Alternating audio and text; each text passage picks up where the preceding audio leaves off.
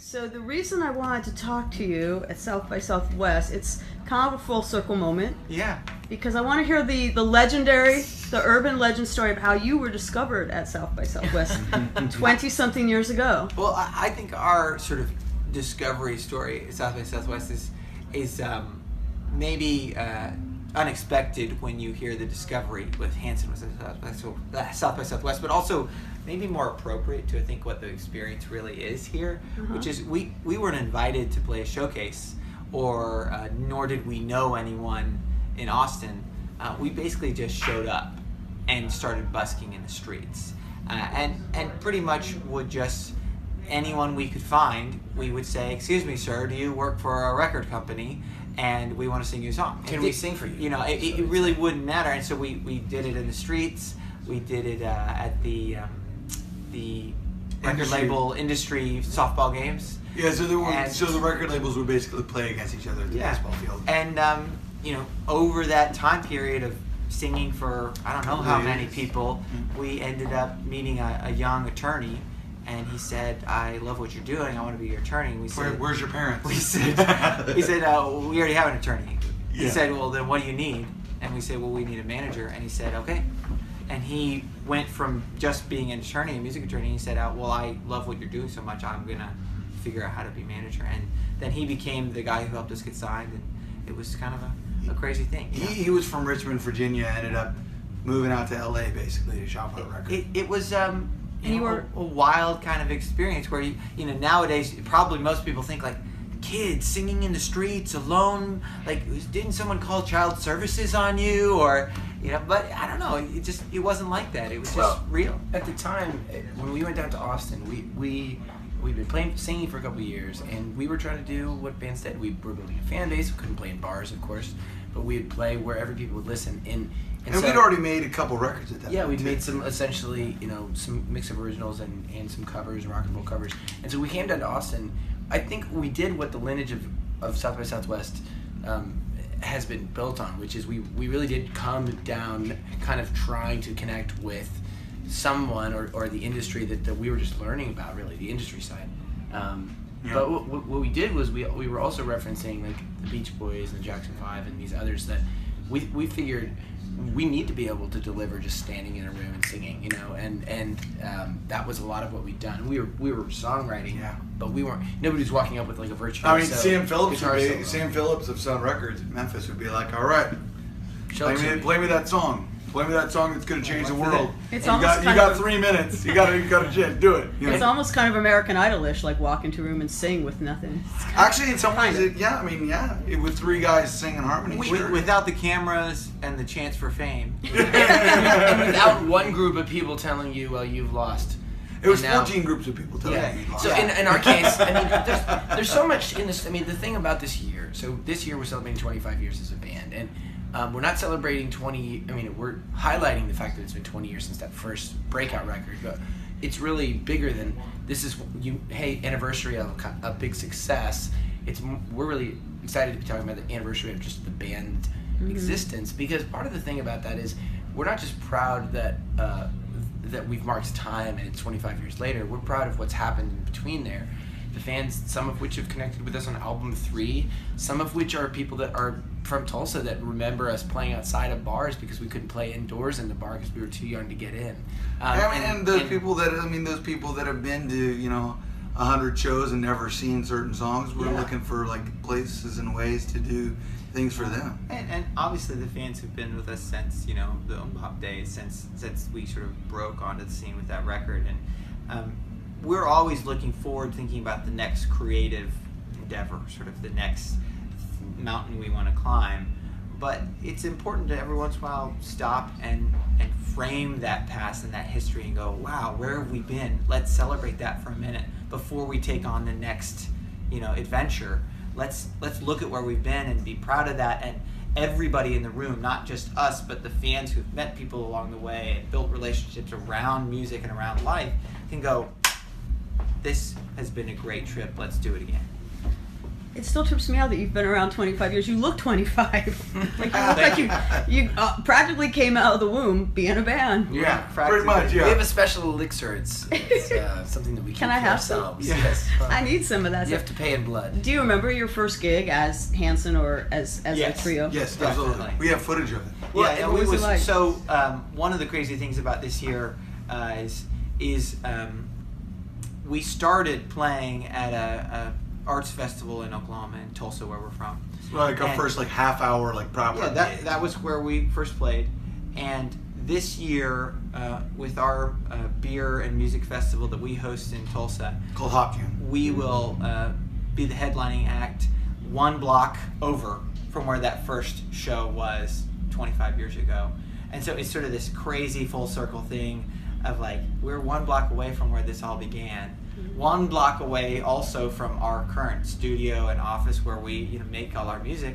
And it's sort of this, we've been everywhere around the world, but this whole journey of celebrating sort of a quarter century is like starting in the same place that it all began. Have you ever returned to the softball field here in Austin where you sang for your future manager? We haven't been to the softball team. Actually, let me say that again. I know I went once when I was just here on another year, but we've never gone back as a group. And we've, the thing about milestones is you don't know until you've gone past them what things will stand out or what things will be important. I mean, the show that ultimately got us signed to a deal was a show in Coffeyville, Kansas. In front on the back of a flatbed truck that we never thought anybody in the world did want any of the world. Well, it didn't feel like a good show, and it didn't feel like anybody cared that we were never there. thought That's for sure. you never would have thought that going to the baseball diamond that day when it was hot as hell and that would be anything to remember. But I do think that especially now with technology and as we tweet out and share content and Facebook post our whole world, I do think it's really important for young artists to have the experience of not just sitting in front of a YouTube camera where no one can tell them anything they don't want to hear. You can just delete the comments you don't like, and Life doesn't work having that to way. just stretch those muscles, because yes, you can be great and talented, and the world has changed, and you can make a record on a laptop, without with just a keyboard if you want to, but Without a keyboard, the just exercise of standing out and hitting the streets and being in front of people and getting positive and negative feedback and actually figuring out how to push past it. That would be a good lesson for not just for artists. For anybody who wants to make stuff happen, but especially for artists, because I think the world needs art, the world needs creativity, the world needs invention, and we also as artists need to be tough enough to not just wither when somebody says, I don't know if I get that, and still push past it. And so we learned that pretty early on. Well, I have to say, the social media thing didn't exist when Hanson first, in '97, when Hanson's first album came out. I imagine with you guys being as young as you were, and with some of the hate you did get, unjustifiably, I must say, it would have been tough. How would you have dealt, if Twitter, Facebook, all that had been around when you were 12, 14 years old? I'll say, in fairness, those things are definitely challenging. Even without social media, there is definitely a degree. You ignore it and you just whatever, you move on. But there is a degree to which it's a little bit well, this is really frustrating. And there are, you're a young person, but luckily we were confident enough in what we were doing, and also had seen enough up and down already in that process to know that we're not doing this for the people that are whining about. I We're doing it for think people that we love it. would likely do the same thing in this day and age if you redid it that we did then, which is when Hanson haters showed up with their sign and said, "I hate you girls," or whatever the heck they said, we'd say, "Wow, this guy just drove down, spent the time to make a sign so he could spend 6 hours waiting in line just to show us a sign that said, 'I hate you so much that I wasted my whole day.'" Did that really happen? Oh, that would happen all the time. There's a whole Constant. And we'd go, that moron just wasted the whole day basically dedicating his time to us buying a ticket or standing in whatever. line, Yeah. winning a contest so he could show up. Like, what Thanks an for writing the idiot. ticket. That's sad. But I mean, Like I felt think bad we for would him. we would sit online. We go, wow, this commenter just misspelled 4 words and has no grammar, and let's move on to something important. I think seriously. part of what's really cool about having some history is if you survive long enough, in this business especially, because it really is survival, you get to help frame the past and frame the truth of the past and what's happened. It's sort of like whoever wins the war writes the history books. And so, still being here and being passionate and working and having history, you can kind of go, well, you know what, you may not remember this or what this was, but I mean, when we first broke, the whole industry essentially was almost laughing off the internet.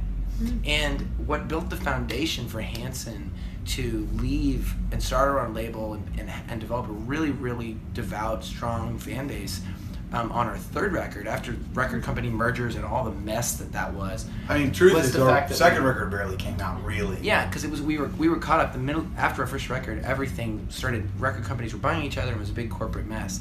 And the internet, when we were coming out with that record, our fans, many of us that were the same age, many of us that were young, were avid internet users because of the age group. And so you had MTV and Hanson. Those were the 2 top music sites on the internet, period. So our fans were among us early, and so when we needed to transition and start our own label, having the connection with the audience directly through the internet was one of the ways that we built that connection. Because when our label, Because it was before social media, so the website was basically the social media. Was that Hanson Online? It was Hanson Online, yeah. And now we switched to Hanson.net in 2000 with that second record, but the very that first website.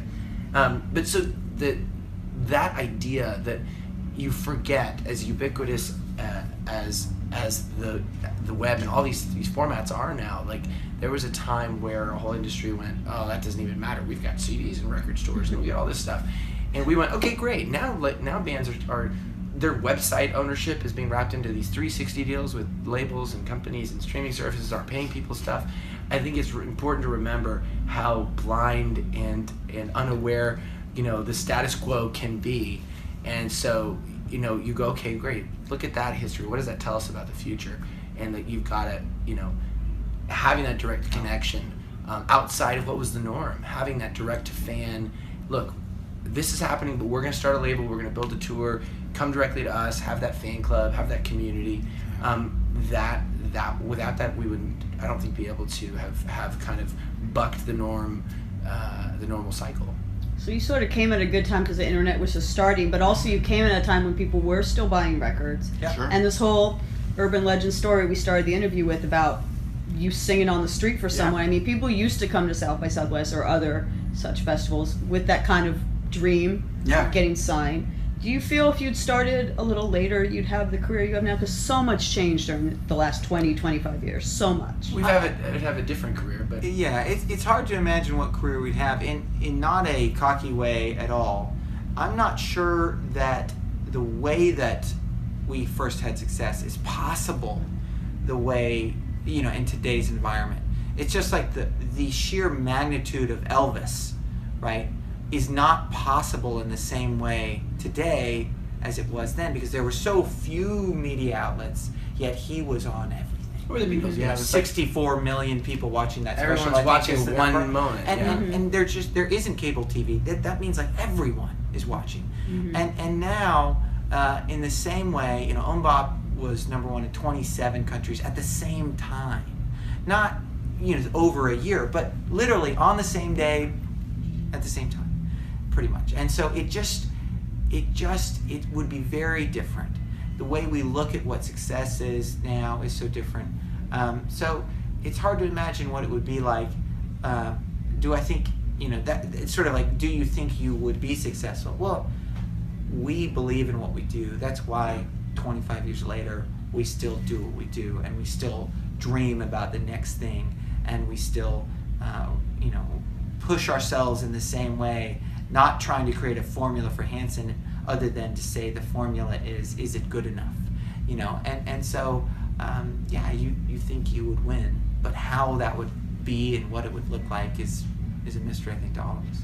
I have one other thought, not to make an already existing comment longer, but I think the thing that I'm actually really concerned about, that has nothing to do really with us directly at this moment, is actually that if our career would have started later, I think it would have been harder to survive some of the ups and downs, because the current function economically of the music business makes it so difficult to generate a reasonable living that I actually think it'd be really, really hard to be 20 years later from records and success, because starting your own label and things like that, it has a different monetary function. And that's actually really what I'm concerned about in the future, is the longevity and the value of music having an impact culturally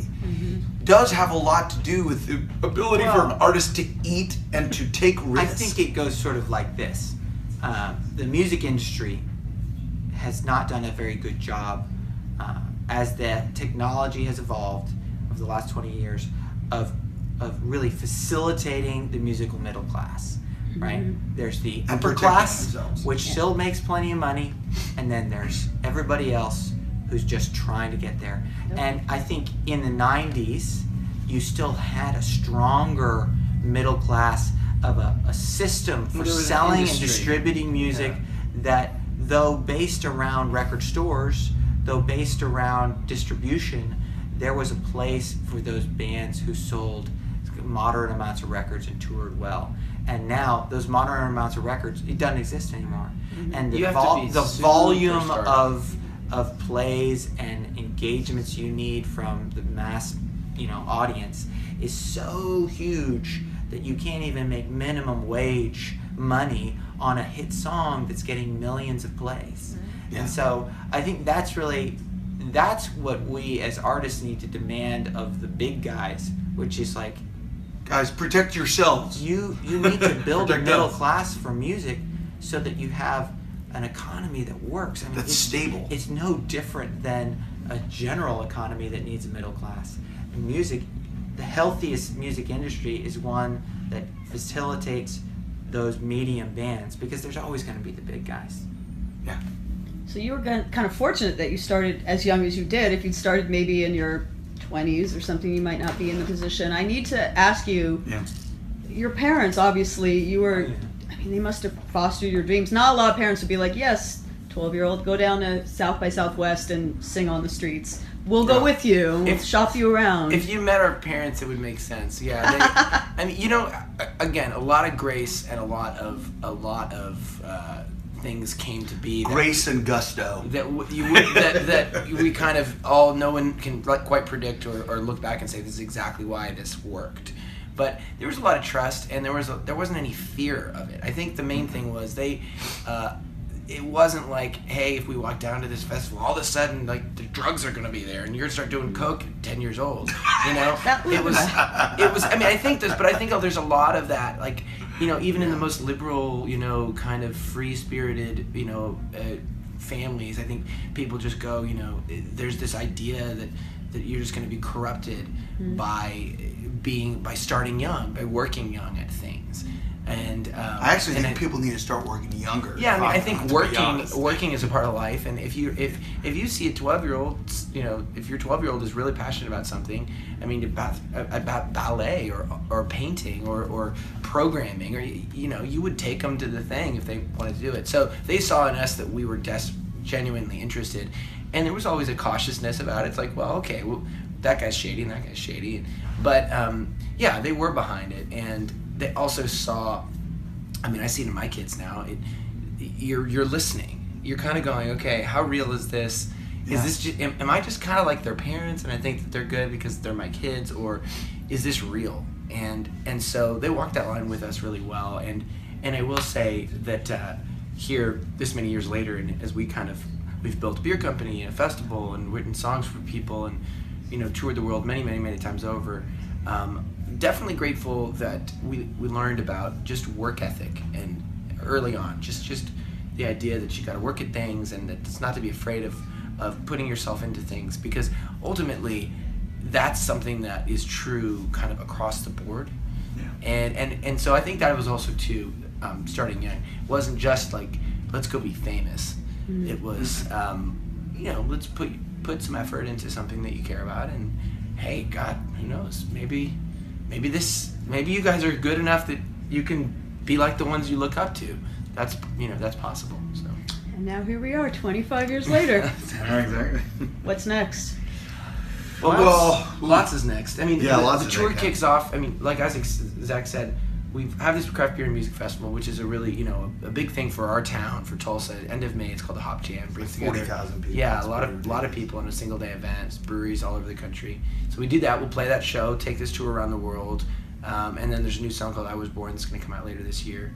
And we have several really cool musical projects. I think this year we see it as kind of like the ramp back into the next chapter. And so a couple different musical projects and new music as we go into next year.